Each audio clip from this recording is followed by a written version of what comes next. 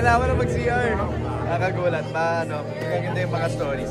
Good first 3 episodes at I'm sure maraming pa magagawa story.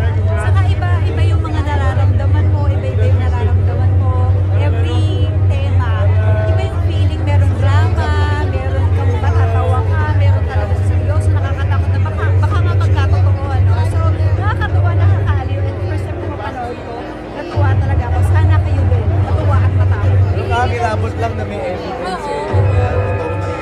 Okay, may sana after kasi ginamit na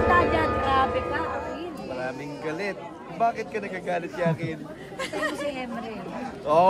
Sorry na mga Encantadix. Alam ko maraming masama ang loob kay Akil na pinatay ko si Emre. Pero anong mangyayari pagkatapos? Ang tanong naman kung makikita kami ni Danaya eh. So, tingnan natin. May chance ba na magkita nga kami? Kasi ang dami ng tao, ang daming Encantadix na naghahanap din sa amin, no?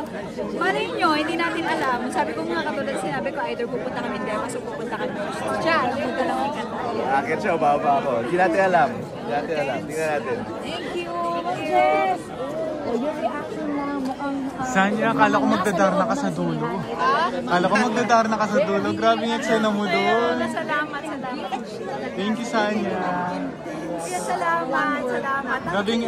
Kasi yun yung tema namin, yung team namin, it's like parang actor, comedy, at syempre nakakatakot. Thank you. Grabe yung second episode nyo. Salamat. Something- Aliw lang, Oo. pampasag lang doon sa mga seryoso. Yeah, ang ganda for second Thank part. you.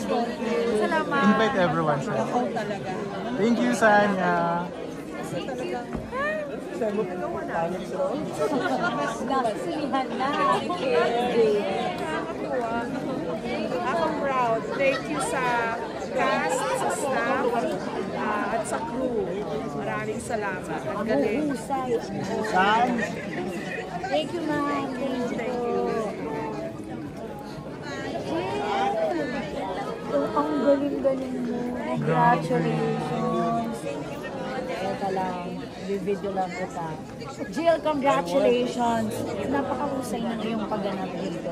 Parang 90% of the film. Talagang naka-prosthetics ka, no? Oo, tapos halos parang 3 oras po. So pagkakalala ko pa last year pa kasi ito. Mga 3 oras po akong nilalagyan ng prosthetics bago makapag-shoot. So, ayun, yung habang nagtitake po, nararamdaman ko yung pawis sa loob. Gano'n ang ganda ng mukha ko, wala akong magawa. Pero worth it naman po. Ayan, and I'm so happy kasi first movie ko po to bilang isang dalaga na. Last movie ko po kasi baby pa ako. At grabe, iba yung klase, ibang klase yung pinakita. Jill, yan. Bakit kailangan panoorin kung enjoy ka More than po kasi nakakatakot po siya. Kung mapapansin niyo po, meron po siyang mga underlying messages. Like, dun po sa Pochong, it talks about the lives of yung mga seaman. Sa Perbalang naman po, talks about the abuse of power. Kita po dun sa ilang mga eksena. At sa Sanib naman po, it talks about how important taking care of your mental health is. Kasi parang si Angel po at saka si Father na tumulong sa kanya, di ba?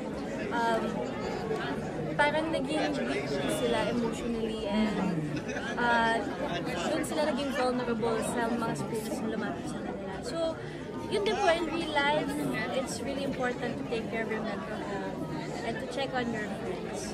Yun din po yung masasabi ko. So, and syempre, yun, nakakatakot din siya. And of course, AMGS po ito, very well researched po yung mga kwentong nilalabas nila. At nakakatuwa na dito si Eman. Talagang, sabi nila lumipad pa daw talaga siya. Talaga po? Lumipad si Eman para manood din kayo. Cotabato pa ata. Oo. Seryoso po, Cotabato. I mean, Yes. Wow. Galing siya sa kanilang hometown. Sobrang na-surprise mo kasi wala akong idea at all. So, nagulat po talaga ako. And, ayun, syempre I'm very happy.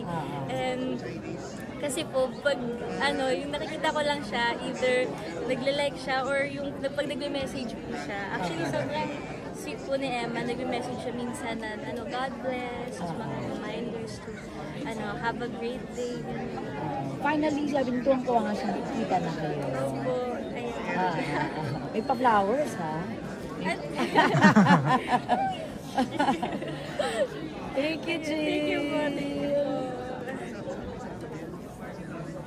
Thank you, Jill. Thank Ganda. you. Thank you.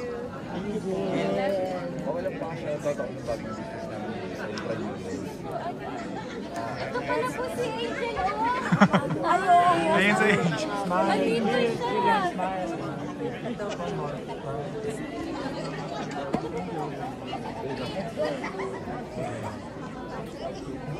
Kumain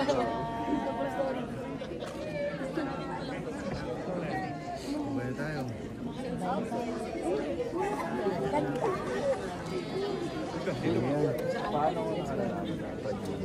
Fried noodles. Pochaw yan. Pochaw yan. Pocho yan. Yung fried noodles natin. Fried noodles. O ayan guys, kapag nagugutom kayo, kumain na kayo sa Pochoya fried noodles. Dahil kung hindi, pupunta si Angel sa bahay ninyo. Kumain na kayo dyan. Sinasabi ko sa inyo, talagang magugulat yung pagising nyo, nandun siya sa kwarto. Kaya kumain na kayo sa Pochoya fried noodles. Okay? Sa ano po namin.